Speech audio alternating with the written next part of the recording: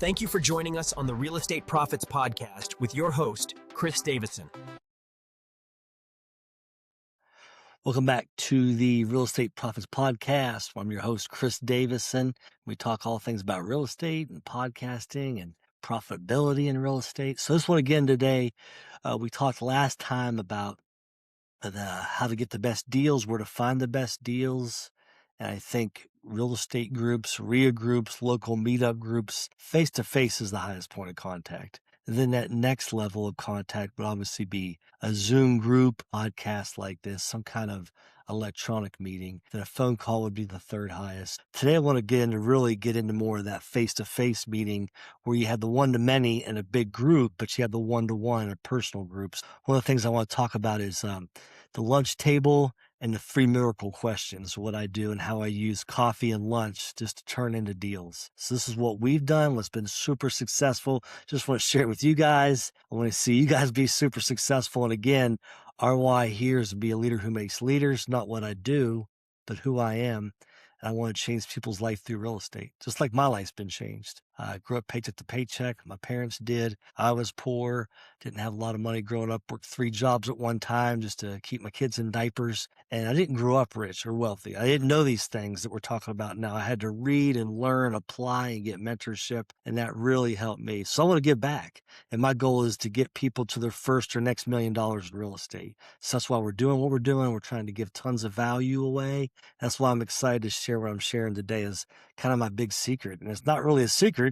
It's just getting with people and talking with them and adding value. So there's 3 questions we want to talk about, the miracle questions we'll get into, then also how to turn a sandwich or a coffee into a partnership using high value inquiries. So we're going to do some questions. They aren't hard. They're pretty easy, but you got to give something up first before you take something away. So if you're married, if you've been married any kind of time, if you're like me and you've been married for a while, you have to give value and make a deposit before you can take something away. Does that make sense? I'm sure you guys get that. So you have a coffee, we want to turn that into a partnership or a lunch into an agreement. First of all, I really enjoy coffee and tea. I just do. I like coffee. I like tea. Probably while my teeth are stained. I don't know. That's okay. But if you don't like coffee or tea, you have to sit down with people. You have to talk to them. You have to connect. Maybe you're introverted. I get it. You don't want to talk to people, but you're in the wrong business. You don't have to be salesy, but we're in sales. That's just where we're at. Deals are made through talking to people. That's where deals happen. Just getting with people, getting in front of them. You don't have to be very wordy, and you can control the conversation with questions, which is super. So think about that. You can have a handful of questions and still control the vibe or the tone of the conversation. So we'll get into that. So it's okay if you're introverted. Maybe you don't have time. I understand that. Or like most folks I talk to, they say meetings for lunch and coffee won't work. And I get that. I just want you to be open-minded what we're talking about here. I think there's a ton of value today, and I want to give that to you, that value that I've learned, that my mentors taught me. And I've had some great people, some great business mentors, some great real estate mentors, some great marketing people that have helped me. And I ask a lot of questions. So I don't want to waste any of your time, but I do believe this works. I do know this works because the belief is true because it worked for me.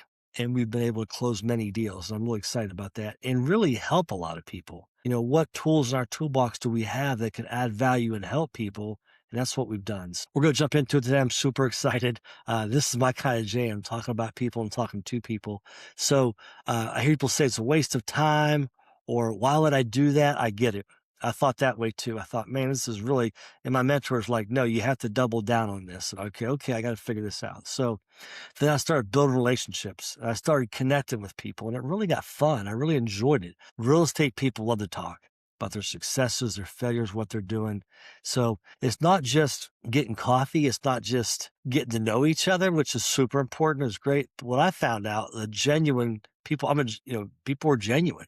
And I discovered that they're really good people as well. And then you find out they want to do deals with people like not only they like, but they like and trust. I mean, don't you want to do business with people you like and trust and you already have a relationship with?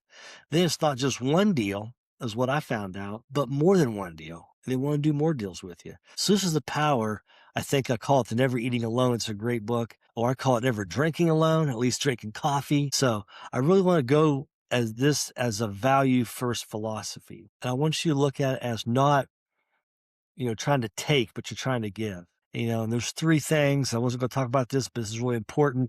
You have relationships that are win-lose. I think it's really important to talk about. These are people who are just takers. What do you have? I want to get money from you. I want to get a deal, or I have this thing. I want venture capital. I want startup capital. Or they'll say things like, I want, a deal. What deals do you have for me? Then you have win-win. Where I think it's a good deal and I want to give you the best, but then maybe you think you're giving me a good deal. You want to give me the best, but I don't see it that way. And maybe I think I'm giving you a deal. It's really hard to do win-win. It's just hard to agree. I mean, you ever had kids? You break a cookie or something in half. I got the bigger piece. You got the bigger piece. And they're probably the exact same size. So look at this. Learn to ask, how can I help and how can I add value? And you can't go wrong with that. If you're looking at people, how you can add value first, how you can help them, and that's your philosophy, it's going to go a long way. And people can see through people who are win-lose. So just want to make sure I talk about that. That's my philosophy, my core concept, how I want to network and add value to my network. It's super important. So there's a currency out there. I call it the hustle currency. When you get started, and as you scale, you're starting to scale towards your real estate goal, your biggest asset is your boots on the ground energy. People want to be around people they like, who have energy. So you bring to your business the energy of life. People want to be around you. They want to be around positive people. Good energy brings good energy. I enjoy keeping busy, engaged in my work. I find most people do. So what is it you like most about what you do is one of the questions you have to ask. And you got to ask yourself, is it finding a good deal? And this is things you can ask people. And ask yourself, is it the pride of getting a place and fixing it up? What about improving it? The returns, improving the community. What is it they love about real estate? What is it you love about real estate? So that you can articulate that with people. Maybe I like providing work for my contractors, others in real estate. They're on my team. I love that. I love creating jobs and providing for people. For me, it's sharing all I have been blessed with and with helping others get into and grow in real estate. That's exciting.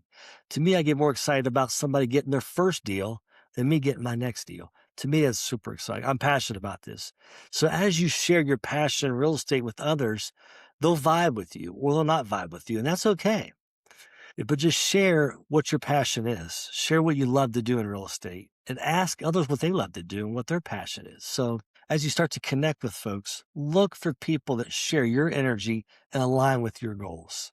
So you got to do some pregame research here. I want to talk about this just a little bit. Don't show up empty-handed to a meeting, to an event.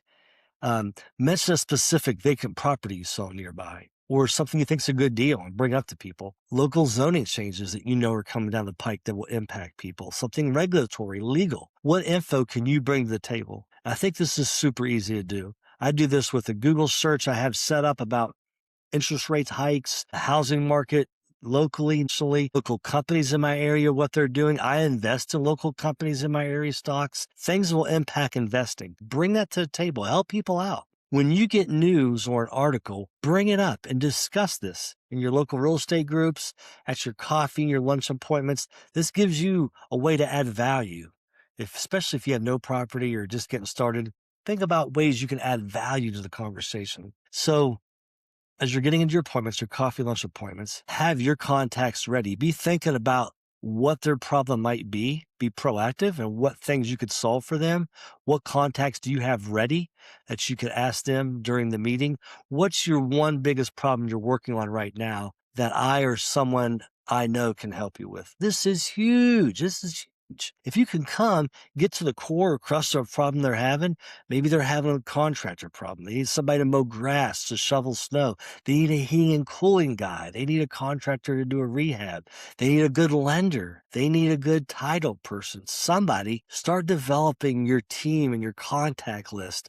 And don't be afraid to share those people, because those people need to make money too, those other people that work for you, those subcontractors. So don't be afraid to share that. So I think this is huge. This is where you can add value right away and be impactful.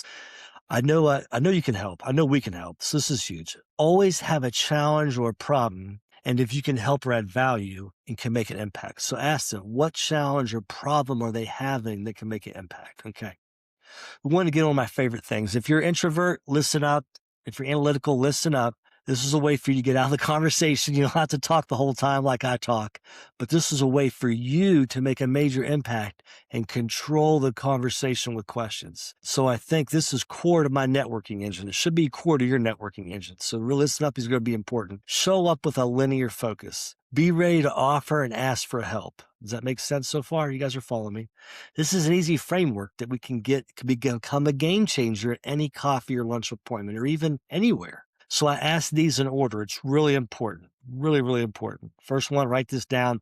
How can I help you? We've already talked about it a little bit, but it's very, very important. These 3 questions will be a game changer. How can I help you? The twist is don't accept nothing as an answer. Follow up with, give them some examples of what you think they might need. Do you need photos of a property? Do you need a good trust attorney? Do you have a trust put together? You call around, you find out who a good trust attorney is. You do the legwork. Do you need a contractor to be checked on? Do you need to go look at a project to get you pictures and tell you how it's going? You're going to see what they're doing, and maybe what they're doing can apply to your business. How about, I have time. If you're new, you have time. You don't have a lot of cash. What you do have is a lot of time. If you're new, you have to be doing these things. I have the time and I want to earn my seat at the table. Be honest with them. Maybe questions like, are you looking for deals, capitals, contractors, etc.? Then share your network with them of what you have to add value right away. Right away, you want to add value. This takes very little time, but it goes a long way. There's a great saying. I'm trying to think who says it. My mentor said, hey, when you hear a great saying, you quote the first time, hey, like John, he once said this. And then once you say it, it becomes like I've always said. So like I've always said, do things that are 5-minute secret. If you could do something in 5 minutes, it won't take a lot of time, but give some good value to somebody, take those 5 minutes, get that off your plate, add value to somebody right away. And we're going to discuss some very low cost, but high value ways to do this here in a minute. So add value right away. This takes very little time to do, but it goes a long way. What ideas do you have for me? Question number 2. Question number 1 is what? You're giving something. You're making a deposit. How can I help you? You have to start that way. You can't just go in and be win-lose and ask for what you need. So ask how you can help. It lets them know, puts their defenses down. What ideas do you have for me? I don't like to ask for something until I have given value. That's how I am. You can do however you want your strategy, but I think the strategy is this allows the veteran to mentor you without it feeling like a chore. It shows you respect their battle scars, their abilities, their experience they have from their past working in the market. So here it gives them the authority role. And good people like to help. I always say this, good people want to help. You're going to know who people are because they're going to want to be helpful. If they're not and they're win-lose, that's okay. Just move on. So this gives them a turn to add value to help you. So now you offered first. Now it's their turn. Then the last question, I think this is super important for several reasons. Who else do you know that I should talk to? Why do you think that's important? My salespeople out here, you're asking for what? The referral. So it's a force multiplier. This is how you build a web. One lunch turns into 3 introductions to title companies, but lenders, and wholesalers. So think about all that web can be built. This is key because people know other people. And many times the contact you make might not be the best fit for you. You might meet somebody and be like, this guy's been losing. I don't want to deal with him. You know what I mean? Here is where all that is not lost, where you can connect with someone else because you've asked them and they'll connect you with somebody new, or just be another great person to connect with. Maybe it was great. You had a great relationship. And you're like, John, who else do I need to know? And John's like, man, let me introduce you to here and to that person. And that's never gone wrong for me. So here's something I really want to follow up with, the immediate follow-up. So now you've had a good meeting. Maybe you met somebody in a Facebook group. You met somebody in a group. Now you've had coffee or lunch. How do you keep this going? Now you have to keep them in your contacts. We're going to talk about contacts down the road here. If you follow along with us, how to use that contact, how to use that Rolodex. Man, I'm old school Rolodex. My team, they're under 20, 3 of them are under 20. They don't even know what a Rolodex is. How do you use this connection you made to put into your pipeline, your CRM, and to get some value out of that? And for you to do the same thing. So what we're looking at here is the immediate follow-up, how to send a thank you. Text is super easy to do. That includes a piece of value you promised during lunch, or just grateful for your time. Thank you for meeting with me, something they did. And if at all possible, now I'm old school. I'm older than a lot. I'm 50 years old. So listen, business card. What is a business card? Listen, if you're under 25, I get it. It's a physical thing. It's about 2" by 3". It's got their information on it. It's crazy. I know. It's not an Instagram contact. It's not a swipe, whatever you guys do. So if not, get their contact old school style. Why? This is super important. I'm going to tell you why, but this is what you need to get. 3 things: the name, the phone number, and the best address to send a thank you card. What? To send a thank you card? This is critical. This lets you know, this lets the person you met with know that you're thoughtful and that you will follow up. So you're thoughtful and you will follow up, but not just follow up. You're going to send them something old school. Tell you what, this is a game changer. When you get a piece of mail that's handwritten, and people just get bills nowadays. It is huge. I love thank you cards. When somebody says, thank you, Chris, for sitting down with me. Thank you for your knowledge, understanding how to find properties and what that looks like. It was super insightful. Really appreciate you, Chris. I love that. Who don't love that? If you haven't done this, give your wife a thank you card and mail it to her right now. I'm telling you. Take 10 minutes out of your day, put it together. It'll be good for your marriage, trust me. So this adds a ton of value. So let's think about this. I hear this a lot. AI age, AI's taking over. I get that. AI is going to help a lot of things. I'm not arguing that. But AI will not replace personal touches. It will not replace the one-on-one contact we're talking about. The stuff we're talking about will not get replaced. Making contacts, going to meetings, going to REI groups, real estate investing groups, doing one-on-one coffees and lunches. You cannot replace. That's the highest level of connectivity, and it's going to pay off in droves. So important that this sets you apart. If you do this, I know if you do this, it will set you apart. I call this a kitchen table path. This is my strategy. My teams put this together. This is what works for us. So the kitchen table path is the strategy. It's the fastest path to someone's kitchen table to sit down. Why do you want to sit down with them and talk about a sale? I found no better place to make a deal happen at someone's kitchen table. It is where some of your best deals happen. Some of my best deals. This is where they break bread. They do life at the kitchen table.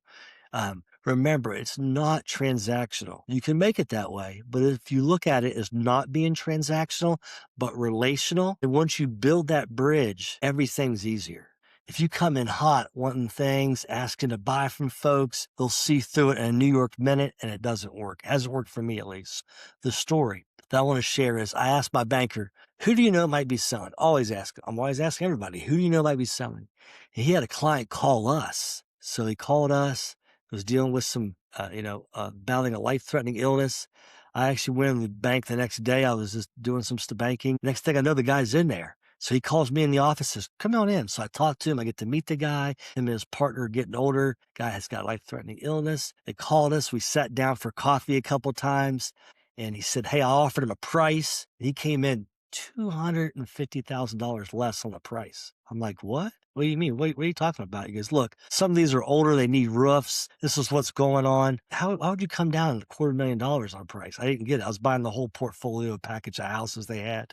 I think there was like 23 properties we were buying, little families. So part of it was just asking. The other part was they knew we could perform. So they knew we could perform. They gave us a deal because they knew we could perform. We knew the banker knew us. That was a relationship built and fostered even to this day. So use the people you know and build on that value. It's important to get new people in your pipeline, but build on the value of people now. Remind yourself that everyone, who else do you know? Always ask who else do you know to build that value into. Is one step closer to an owner financing deal, great capital partner, or buying a portfolio of houses, apartments, or storage unit. So I appreciate you guys' time. Thank you guys for spending a little bit of time with me here on the Real Estate Profits Podcast. Hopefully you got some value out of it, some concrete value and approaches. Look at ways you can approach things with people, soft and concrete. Feel them out, see where they are personality-wise, but make time. Get in front of people. Get groups, do coffees, do lunches. Let me know how it's going. Let us know what's working. Comment here in the comments below. So I appreciate you guys. As always, I'm Chris Davison, REI on Instagram if you want to hit me up. Love getting together with you. Love talking things with you. Love the guests we're having lined up coming up. So listen, appreciate you guys popping in once again. Thanks for joining the Real Estate Profits Podcast. We'll talk to you guys soon. Thank you for joining us on the Real Estate Profits Podcast with your host, Chris Davison.